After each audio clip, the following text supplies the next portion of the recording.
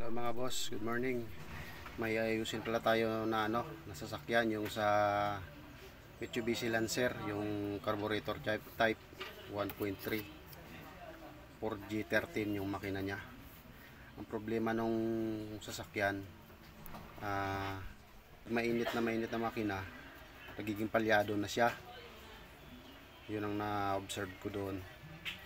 So yung pag ng problema, napalitan ko na rin yung oil filter, fuel filter. Okay na yung mga lines, gasolina wala namang tubig. So yun na nga lang, yung kapag sa umaga maganda ang kanyang minor at takbo, ang hatak. Pero kapag mainit na makina, naging palyado na, hard starting na siya, namamatay-matay, kumakadyot-kadyot.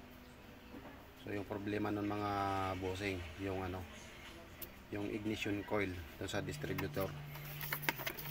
Ito yung luma niya na ignition coil. Circuit brand. Yan, circuit brand. So palitan natin to. Nakahanap tayo ng kapareho niya, ibang brand, hindi circuit. Medyo may kamahalan lang. Ito 1.8 ang tatak niya, Kinubi ito. Yan o. So i-assemble natin siya, tapos ibalik na natin ang distributor doon sa sasakyan. Pakita ko sa inyo kung paano mag-assemble nitong distributor. Binaklas ko kasi ito ipakita ko sa inyo. Yan mga lods, yung distributor na hiniwag-hiwag ko, nalinis ko na yan. Yan, i-assemble natin siya, tapos i-install natin sa sasakyan.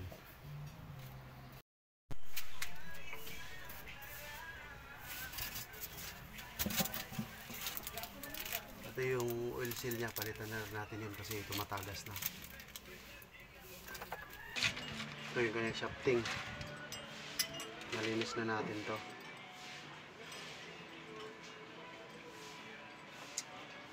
Ganyan na natin to.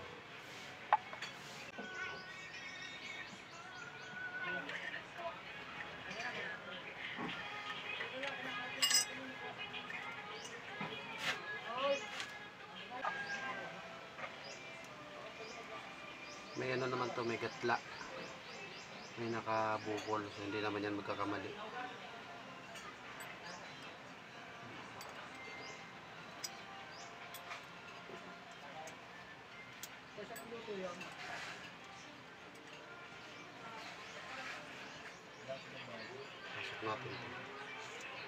Yung bearing pala mga lods, dapat una nating pukpukin ang dahan-dahan papasok bago natin to isalpak sa may housing, kasi baliktad yung ginawa ko.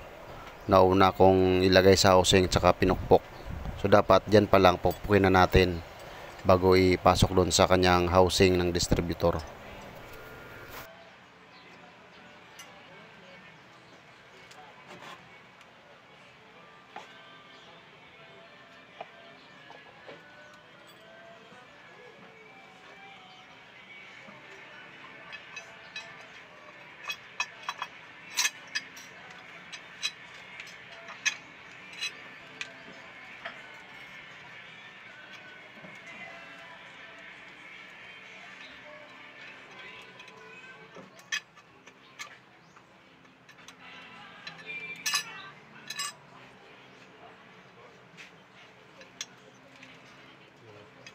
Naman yan, hindi ka magkakamali kasi may guide dito. Yan, may hubog yan .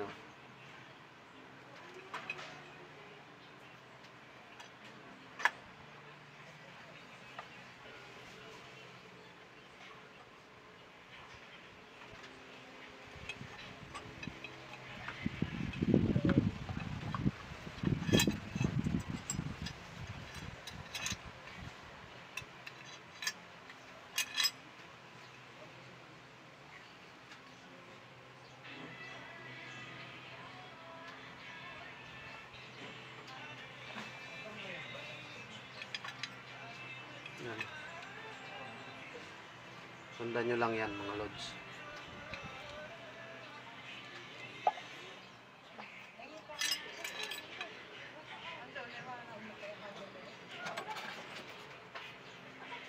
Siyempre bago natin ikabit, lagay natin yung oil seal.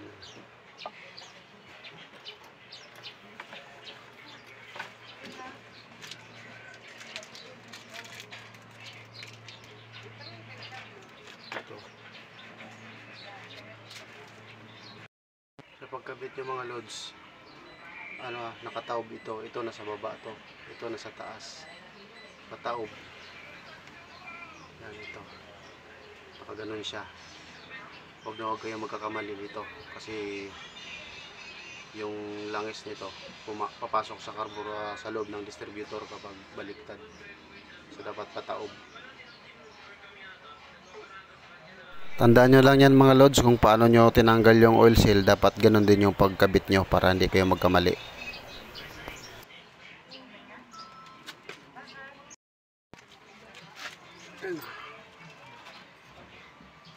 Kumain ko na. Hindi pa. Matagal yan, bagay na yung salpak daw. Saglit lang ito.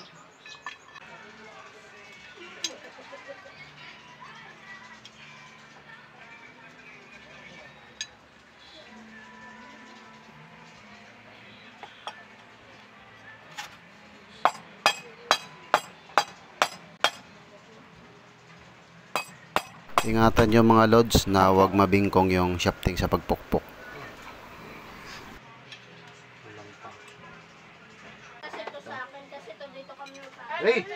Ito dapat mga lods ang gawin nyo muna bago nyo ilagay doon sa housing. Pupukin nyo ng dahan-dahan yung bearing papasok doon sa shafting hanggang sa kanyang gatla.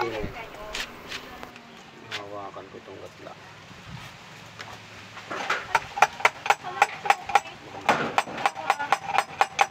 Dapat sabay yun. Dapat sabay. Ito, baka naman mawarat. Tubo sana. Mas ka dyan, Ber. Okay. Yung mga palat ninyo.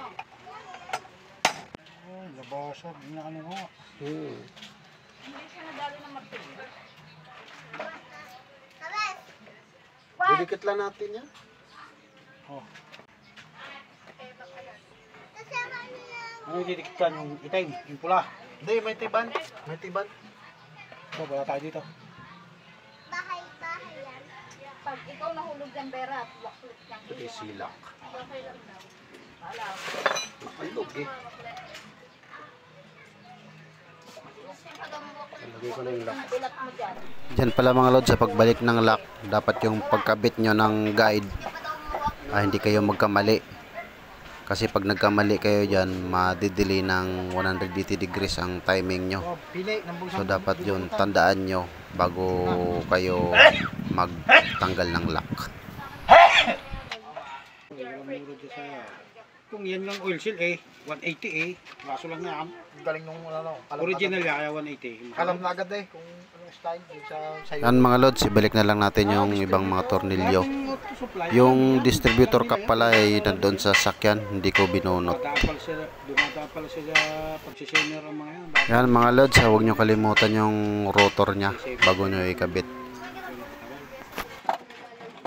Pasensya na pala kayo mga lods dahil hindi ko na naipakita sa inyo yung pagsalpak ko niyan ng distributor dun sa sasakyan.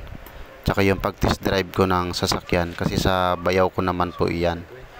Pero ano yan, fix na yan yung palyado nya.